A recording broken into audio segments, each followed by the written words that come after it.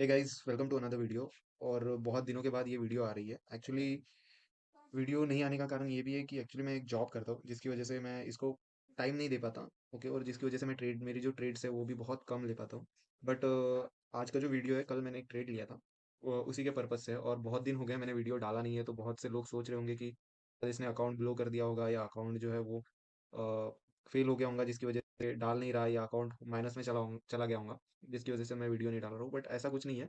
Actually मैं जो time नहीं दे पा रहा था, बेसिकली मेरे जॉब की वजह से। जिसकी वजह से वीडियोस आ नहीं रहते। बट बहुत जल्दी मैं ट्राई कर रहा हूँ कि मैं full time as a trader बन जाऊँ, जिसके लिए चालू है, मेरा काम चालू है। तो रिसेंटली जो कल मैंने ट्रेड लिया था उसके बारे में ही मैं अपडेट और उसके बारे में ही मैं चीज़ें बताने के लिए ही आया हूँ। ठीक है, तो ये वीडियो सिर्फ उसी के ऊपर है। सो लेट्स डिस्कस करते हैं। पहले तो जो ट्रेड मैंने लिया था, क्या रिजल्ट है उसका, उसके बारे में डिस्कस करते हैं। तो सबसे पहले सारे ये जो ड्राइंग्स है वो हटा देता हूँ, और जो मेरा एनालिसिस था उसके बारे में हम बात करेंगे। ओके, सो कल की जो डेट थी वो 24 फेब था। ठीक है, और जब 24 फेब को जब मैं उठा था, okay, so this is the candle of 23 Feb. ठीक है, और 24 फेब चालू किया था। ओके, सो जो मेरा व्यू था इस पे, ठीक है, इस पे डेली पे ये मेरा पॉइंट था कि अगर मार्केट इसको लेता है तो मैं ट्रेड में जाऊंगा। ये गैप बैलेंस था। ठीक है, और मार्केट ने ये जो डेली के ऊपर ये जो स्ट्रक्चर था ये ब्रेक कर दिया था अच्छी खासी। तो यहाँ पे कई छोटे टाइम फ्रेम में 4 आवर में या 1 आवर में जो ब्रेकर ब्लॉक था वो भी आ रहा था, और ये गैप इन बैलेंस भी था, जिसकी वजह से ये सेटअप मेरा अच्छा बन रहा था। और इसके नीचे में ये डेली का ऑर्डर ब्लॉक था जहां तक आने के चांसेस कम थे। ठीक है, जिसकी वजह से मेरा जो ट्रेड, मेरा लास्ट पीओ यही था, और यही से मैं ट्रेड प्लान कर रहा था।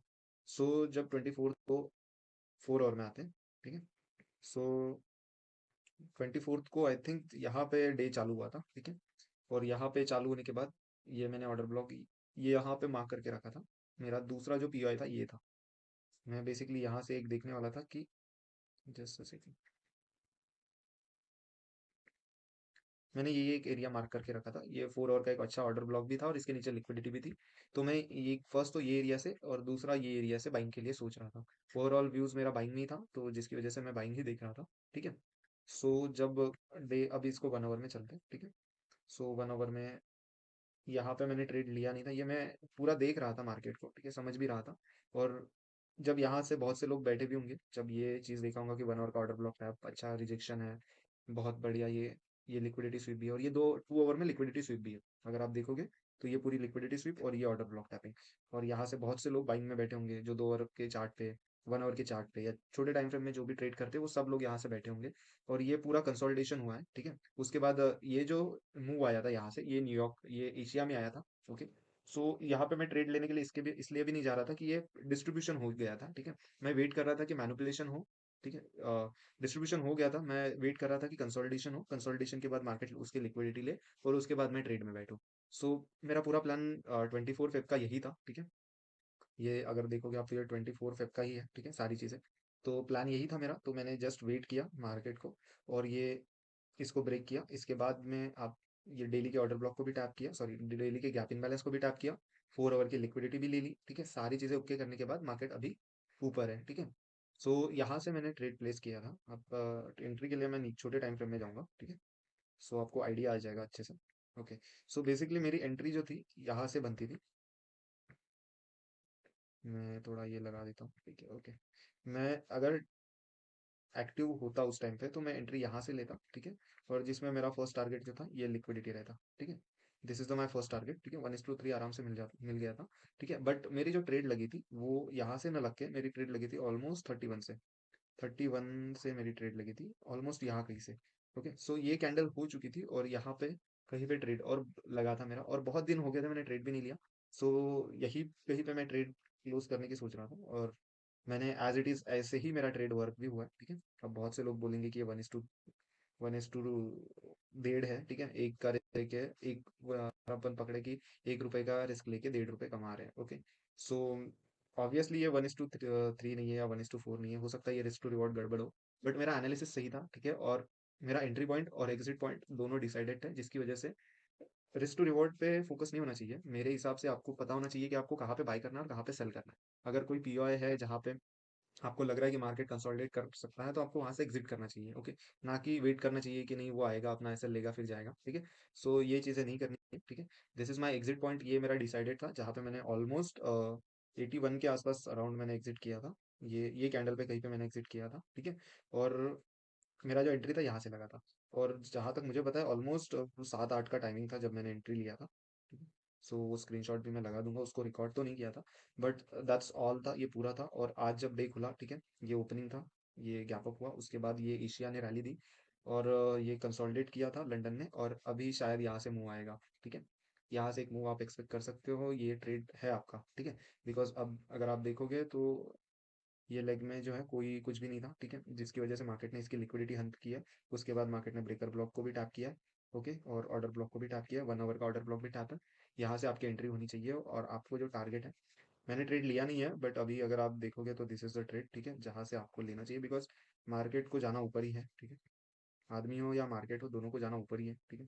यहाँ पे आप $13 का एसएल ले सकते हो, 130 पिप का।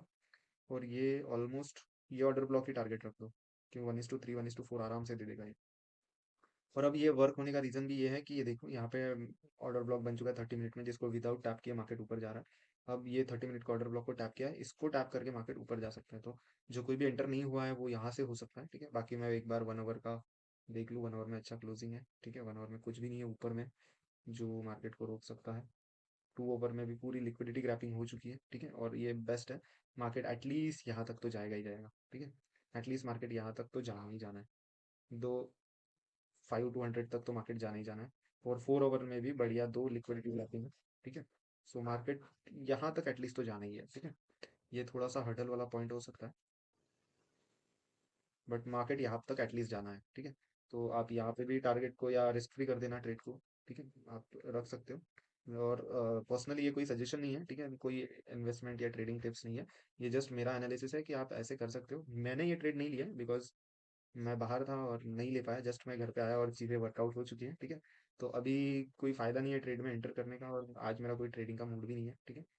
सो दैट्स ऑल था, ठीक है। बाकी मैं जो कल मैंने ट्रेड लिया था उसका स्क्रीनशॉट मैं अपलोड कर दूंगा। और बाकी बैलेंस के बारे में भी बहुत से लोग बात कर रहे हैं कि क्या है क्या नहीं है, तो वो भी आपको मैं दिखाई दूंगा। मैं स्क्रीनशॉट के साथ मेरा जो बैलेंस है कितना है वो उसका भी मैं अटैच कर दूंगा, ताकि आपको भी आइडिया लगे कि अकाउंट जो है वो ब्लो नहीं हुआ है, ठीक है। और अच्छे से ट्रेड चालू है उसमें, सारी चीज़ें अच्छी चल रही है। बस मैं वेट कर रहा हूँ कि मैं थोड़ा और टाइम लेके कंटिन्यू करूँ, लाइव आऊँ। लाइव भी आएंगे हम इन फ्यूचर, अच्छे से लाइव आएंगे, अच्छे से सारी चीज़ें करेंगे। बस सारी चीज़ों में आपका सपोर्ट की ज़रूरत है, थोड़ा सा सपोर्ट दिखाओ गाइस, थोड़ा अगर हो सको तो चैनल को सब्सक्राइब कर दो। उतना भी नहीं हो सकता, एटलीस्ट वीडियो को लाइक लाइक तो भी कर दो, ताकि मेरा मोटिवेशन बढ़े, मैं कुछ आपको अच्छा बता पाऊँ, कुछ अच्छा सिखा पाऊँ, ठीक है। मार्केट या ट्रेडिंग जो है ऑल अबाउट साइकोलॉजी, और आप किस तरीके से सोचते हो उस पर डिपेंड है, ना कि ये टेक्निकल एनालिसिस या ऑर्डर ब्लॉक या इन चीज़ों पे, ठीक है। अगर आप मेरा जो पर्सनल है, मैंने ऑलमोस्ट मुझे 1.5 से 2.5 साल हो रहा है मार्केट में, ठीक है। और जो मेरा पर्सनल सजेशन है, मार्केट में सारी चीज़ें वर्कआउट करती है। आपके ट्रेंड लाइन से लेके से लेके आईसीटी से लेके एसएमसी, सारी चीज़ें वर्कआउट करती है।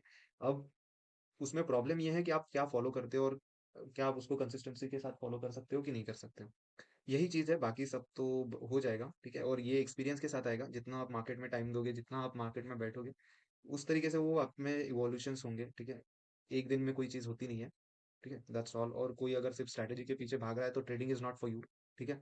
ट्रेडिंग आपके लिए नहीं है, क्योंकि इसको आपको टाइम देना पड़ेगा, समझना पड़ेगा चीज़ें कैसे वर्कआउट होती है, क्या होता है, ठीक है। क्या हो रहा है तो अभी नेक्स्ट क्या होगा, ये चीज़ें समझने के लिए आपको टाइम देना पड़ेगा, और तभी पैसा बन सकता है। जो लोग सोच रहे हैं कि हम आएंगे दिन के 500 हज़ार 2,000 5,000 कमाएंगे, नेक्स्ट डे आएंगे तो भाई हाथ की उंगलियां पांचों सेम नहीं है। किसी दिन प्रॉफिट बनेगा, किसी दिन लॉस होगा, ठीक है, ये पार्ट ऑफ द गेम है। और अगर इसको एक्सेप्ट कर सकते हो तो ही गेम में आओ, नहीं तो नहीं आओ तो ही अच्छा है, ओके।